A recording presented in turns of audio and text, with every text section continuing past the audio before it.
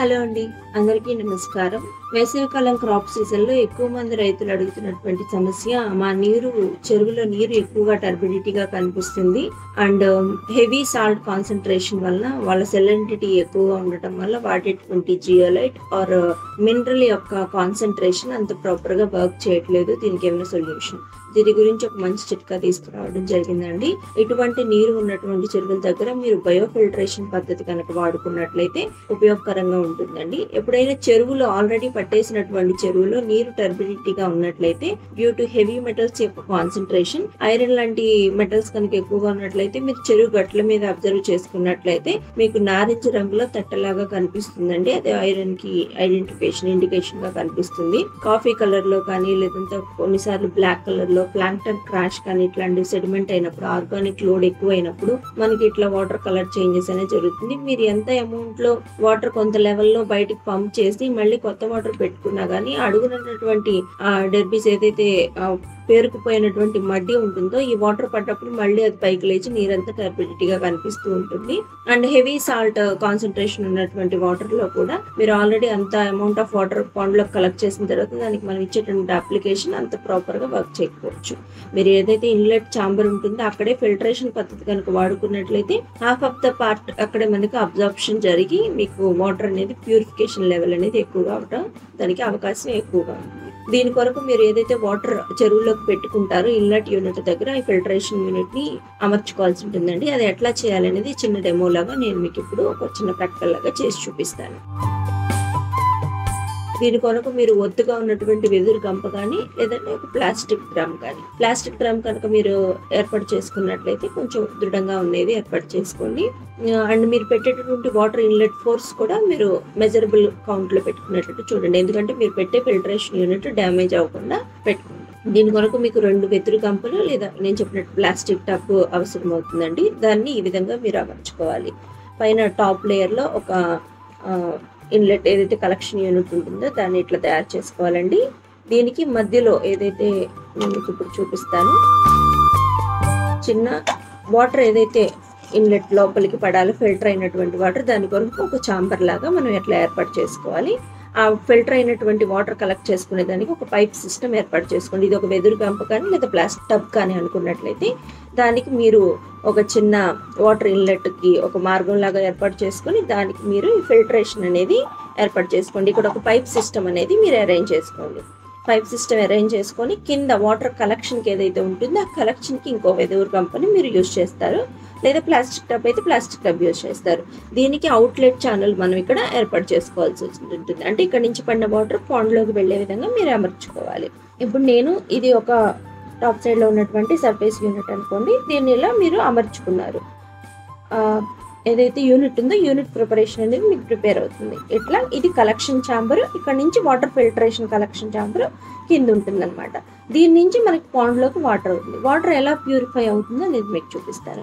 ఇప్పుడు మనకి ఇది మన అవుట్లెట్ ఛాంబర్లోంచి తీసుకుంటున్నటువంటి కంటామినేటెడ్ వాటర్ అనుకోండి. నార్మల్గా ఇట్లానే కాఫీ కలర్లో ఉంటాయి కదండి, ఏదైతే పొల్యూటెడ్ వాటర్ ఉంటుందో దీనికి ఇప్పుడు మనం ఈ బయోఫిల్టర్లో ఎటువంటి పదార్థాలు వాడి ఈ హెవీ మెటల్స్ కానీ వాటర్లో కరిగి ఉన్నటువంటి ఈ ఇంప్యూరిటీస్ని మనం ఎలా ఫిల్టర్ చేసుకుందాం అనేది చూపిస్తాం.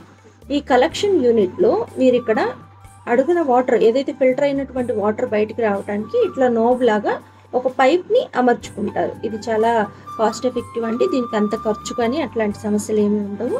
చాలా తక్కువ మొత్తంలో మీరు మంచి ఫిల్టరేషన్ యూనిట్ అనేది బొగ్గు సహజంగా మనం జియోలైట్ కనుక హై సాల్ట్ వాటర్స్లో కనుక మీకు జియోలైట్ అప్లికేషన్ ప్రాపర్గా వర్క్ చేయట్లేదు అనుకున్నట్లయితే మీరు పాండ్లో దాన్ని యూజ్ చేసేదానికి బదులు 1:2 రేషియో 1 kg జియోలైట్ తీసుకుంటే 2 kgల బొగ్గు తీసుకోండి. లేదా పట్టిక కూడా మీరు వాడుకోవచ్చు. 1 kg పట్టిక తీసుకుంటే 2 కిలోల బొగ్గు. ఈ బయోఫిల్టరేషన్ యూనిట్ గురించి చెప్తున్నానండి. 1 కిలోకి 2 కిలోల బొగ్గు. ఇవి న్యాచురల్గా ఫిల్టర్గా మనకి వాటర్ని ప్యూరిఫై చేసేదానికి ఉపయోగపడతాయి. ఫర్ ఎగ్జాంపుల్ నా దగ్గర ప్రజెంట్ ఆలం అవైలబుల్గా ఉందండి పట్టిక. నేను పట్టికని యూజ్ చేస్తున్నాను. ఫస్ట్ మీరు పట్టికగా పెట్టుకోవచ్చు. డిఫరెంట్ కైండ్ ఆఫ్ లేయర్స్గా మీరు దాన్ని అమర్చుకోవాల్సి ఉంటుంది. దీని నుంచి మీరు ఇచ్చేటటువంటి వాటర్లోని హెవీ మెటల్స్ ఏవైతే ఉంటాయో అవంతా అబ్జర్వ్ చేసుకొని ఆ ఫిల్టర్ అయినటువంటి వాటర్ ఈ ఛాంబర్ అవుట్లెట్ ఏదైతే యూనిట్ ఉందో దాంట్లోకి మనకి ఆలము అండ్ బొగ్గుని నేను ఫిల్టరేషన్ కొరకు యూస్ చేస్తానండి. కనిపిస్తుంది కదా, ఇట్లా ఒక లేయర్గా, ఇది చిన్న ప్లాస్టిక్ కప్ కాబట్టి మీకు ఇట్లా కనిపిస్తుంది. మీరు ఒక లేయర్ లాగా అమర్చుకున్నట్లయితే ఫిల్టరేషన్కి యూస్ఫుల్గా ఉంటుంది. బొగ్గుని ఒక వరుస, దాని మీద పట్టిక లేదా మీరు జియోలైట్ పడితే జియోలైట్. కాన్సన్ట్రేషన్ వచ్చి 1:2 రేషియో అండి. 1 కిలో జియోలైట్ తీసుకుంటే 2 కిలోల బొగ్గు తీసుకోండి. 1 కిలో పట్టిక తీసుకుంటే 2 కిలోల బొగ్గు తీసుకోండి. బొగ్గు మాత్రం 2 కిలోలు. మీరు ఎంత అయితే amount of zeolite or alum పట్టిక తీసుకుంటే దానికి డబుల్ అమౌంట్ ఆఫ్ బొగ్గు మీరు యూజ్ చేయండి. దీన్ని అప్ టు ఎంతవరకు వాడొచ్చానంటే నార్మల్గా 1 ఎకరా పాండ్కి 2 కిలోల పట్టిక కానీ జియోలైట్ కానీ 4 కిలోల బొగ్గు అయితే మీకు ఫిల్టరేషన్కి యూస్ఫుల్గా ఉంటుంది అనమాట. ఇట్లా ఏర్పాటు చేసుకున్న తర్వాత అవుట్లెట్ టాప్ సర్ఫేస్ ఏదైతే ఉంటుందో దాంట్లో ఈ ఛాంబర్ మొత్తం మనం ఫిల్ చేసుకొని, దీంట్లో ఇప్పుడు మనం పెట్టుకున్నటువంటి ఇన్లెట్ వాటర్ యొక్క ఛాంబర్ అనమాట. ఇన్లెట్ కలెక్ట్ చేస్తున్నట్టు అంటే పైప్లోంచి మీకు పాండ్లో కలెక్షన్ ఛాంబర్లోకి వాటర్ పడుతుంది.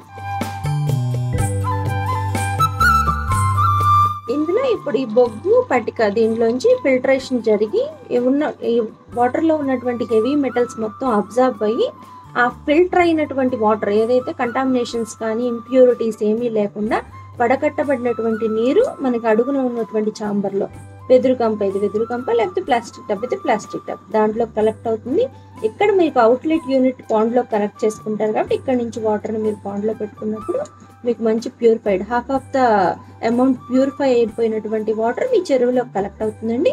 ఆఫ్టర్ దట్ రిమైనింగ్ మీరు పాండ్లో కనుక అప్లికేషన్ వాడుకున్నట్లయితే మీరు ఇచ్చినటువంటి అప్లికేషన్ 100% వర్క్ అయ్యేదానికి ఎక్కువ ఛాన్సెస్ ఉంటుంది. దీంట్లో అడుగున ఏదైతే వాటర్ అవుట్లెట్ బయటికి దీంట్లోంచి బయటకు వెళ్తుందో దాని దగ్గర కొబ్బరి పీచు కానీ లేదా ఏదైనా గట్టిగా ఉండే మెష్ కానీ ఏర్పాటు చేసుకుంటే, అంటే మీరు పైపింగ్ అది సరిగా ప్రాపర్గా పెట్టకపోయినా కానీ దాంట్లోంచి మలినాలు అవి కింద దాంట్లో కలవకుండా అడ్డుకట్టుగా పనిచేస్తుంది.